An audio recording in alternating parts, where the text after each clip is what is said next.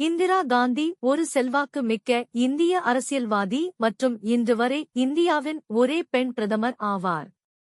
அவர் November 19, 1917 அன்று இந்தியாவின் முதல் பிரதமரான ஜவஹர்லால் நேருவுக்குப் பிறந்தார்.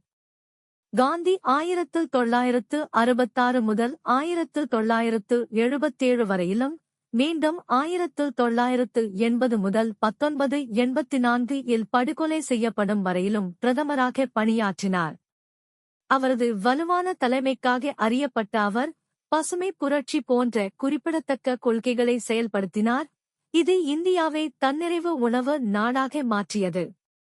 அவரது பதவிக்காலம் சர்ச்சைக்குரிய முடிவுகளால் குறிக்கப்பட்டது. 1975 முதல் 1977 வரையிலான அவசரநிலை பிரகடனம் உட்பட சிவில் உரிமைகள் மற்றும் அரசியல் எதிர்ப்பை குறைத்தது.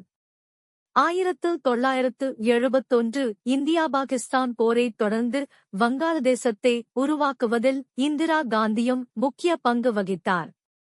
அவரது சர்வாதிகார போக்குகளுக்காக விமர்சனங்களை எதிர்கொண்டாலும், அவர் இந்திய வரலாற்றில் ஒரு முக்கிய நபராக இருக்கிறார். இந்தியாவின் வளர்ச்சிக்கான அவரது பங்களிப்புகள் மற்றும் அவரது ஆட்சியின் சர்ச்சைக்குரிய அம்சங்களுக்காக அவரது பாரம்பரியம் நினைவுகூரப்படுகிறது.